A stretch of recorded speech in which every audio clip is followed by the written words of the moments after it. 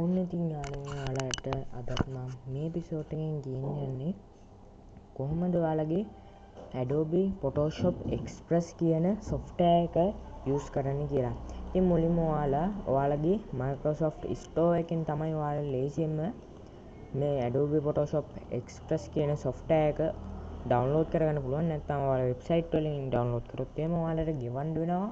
ඒ websites වලින් කෙලින්ම යන්නේ ඔයාලා ඒ Adobe website එකට.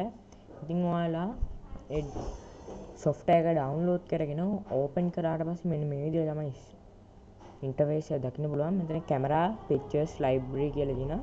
ඉතින් මෙතන camera දුන්නොත් එහෙම ඔයාලට camera එකෙන් තමයි පේන්නේ. ඉතින් ඔයාලා මෙතන pictures library දෙන්න. ඉතින් මෙතන pictures library දුන්නාට පස්සේ ඔයාලට මෙතන පුළුවන් ඔයාලා කැමති එකක් දෙන්න පුළුවන්. ඉතින් මම මෙතන දෙනවා මගේ YouTube channel එකේ logo එක. ඉතින් ඔයාලා මෙතන පේනවා. මෙතන basic තියෙනවා. ඒ විදිහට තියෙනවා color නිකන් හරියට ඔයාලට Lightroom එක වගේමයි.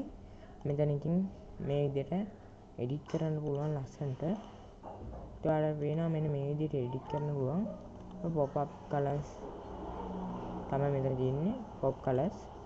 ඉතින් මේ විදිහට මේක colors වලින් දාන්න පුළුවන්. මෙන්න මේ විදිහට ගොඩක් ලස්සනට මෙතන මම දැන් normal දාලා ඊට පස්සේ තමයි මෙතන ඉතින් crop කියන්නේ ඔයාලා මේ විදිහට හදා ගන්න පුළුවන් ලස්සනට. මේ හැබැයි මේ software එක photos වලට විතරයි. ඉතින් මෙන්න මේ විදිහට ඔයාලා පුළුවන් මෙන්න මේ විදිහට ලස්සනට හදා ගන්න. මේ විදිහට effects තියෙනවා. ඉතින් මේ විදිහට තියෙනවා යටම තියෙනවා blur කියන්නේ මම මේ විදිහට full දාපුවම ඔයාලා පේනවා මෙන්න මෙතනින් ඔක්කොම blur වෙලා තියෙනවා. එතනින් අඩු වැඩි කරන්න තියෙනවා. මෙතන තියුණ මෙන්න මේ විදිහේ තියෙනවා තව එකක් option එකක්.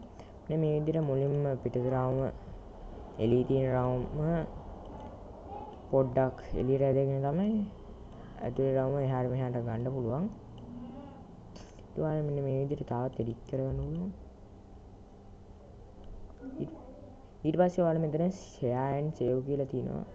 ඉතින් ඒක ක්ලික් කරාට පස්සේ ඔයාලා මෙතන තියෙනවා save share print කියලා තියෙනවා. ඉතින් ඔයාලා මෙතන save කරන්න ඕනේ.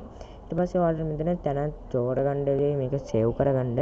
ඉතින් මෙතන save කරන්න ඕනේ. ඊට පස්සේ ඔයාලා මේක කෙලින්ම close කරලා දාන්න. ඊට පස්සේ මම මෙතන photos කියන folder එක තමයි save කරේ. ඊට ඔයාලා පේනවා මෙන්න මෙතනින් මම මේක තමයි edit කරලා තින්නේ. ඉතින් ඔයාලට මෙතන ඒ නමින්ම edited කියලා වැටෙනවා. මම ඉතින් ඒක delete කරලා දානවා. මොකද ඒ විදිහටම තව ෆොටෝ එකක් මම edit කරලා තියෙනවා. ඉතින් ඔයාලට මේ වීඩියෝ එක හොඳයි නම් ඔයාලා subscribe කරලා like කරලා comment කරලා තාත් කට්ටියට share කරන්න.